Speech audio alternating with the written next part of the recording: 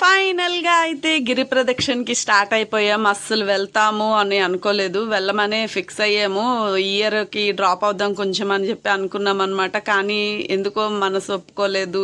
మా ఆయన కూడా ఇంకా రాను అన్న, అసలు ఫస్ట్ రానన్నది ఆయనే, తర్వాత నేను డ్రాప్ అయ్యాను. ఇంకా వెళ్దాంలే అని చెప్పేసి అనగానే ఇంకా ఫైనల్గా అయితే మొదలు పెట్టేసాం. గిరి ప్రదక్షిణ తిరగడం స్టార్ట్ చేసేసాం. మేము కొంచెం నైట్ లేట్గానే వెళ్తాం అనమాట. ఆల్మోస్ట్ 9:30 అయిపోయింది స్టార్ట్ అయ్యేసరికి. 9:30, 10 అయిపోయింది స్టార్ట్ అయ్యేసరికి. ఎలాగైతేనేమి మేము వెళ్తూ ఉంటే అసలు జనం తక్కువ ఉంటారు కదా అని మేము లేట్గా స్టార్ట్ చేసాం. కానీ మేము వెళ్తూ ఉంటే జనాలు చాలా ఎక్కువ అయిపోయారు అనమాట. చూసారు కదా, ఇంకా హ్యాపీగా నడిచేసి వెళ్ళిపోతున్నాము. నిజానికి చెప్పాలంటే అసలు వెళ్ళమనుకున్నాము. ఇక్కడ చూసారు కదా, వరాహి అమ్మవారి పీఠానికి అయితే వచ్చి దండం పెట్టేసుకున్నాం. అక్కడ కూడా ఈ నార్మల్ వైట్ లైన్ చాలా సాటిస్ఫాక్షన్గా అనిపిస్తుంది ఈ టైంలో మాత్రం. నిజంగా ఈ వైట్ లైన్ మీద నడుస్తుంటే ఎంత హాయిగా ఉంటుంది. ఇంకిద్దరం చట్టపట్టాలు వేసుకుని మాట్లాడుకుంటూ అలా వెళ్ళిపోయామన్నమాట.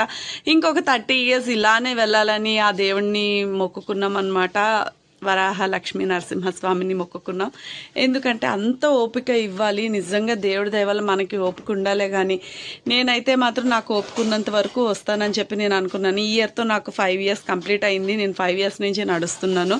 సో ఈ ఇయర్తో 5 years కంప్లీట్ అయింది. ఇంకా హనుమంత్ వాక్ వచ్చిన తర్వాత ఫైనల్గా కైలాసగిరి దగ్గర కొంచెం సేపు రిలాక్స్ అయ్యామన్నమాట. నెక్స్ట్ వీడియో part 2లో అప్లోడ్ చేస్తాను. Thanks for watching.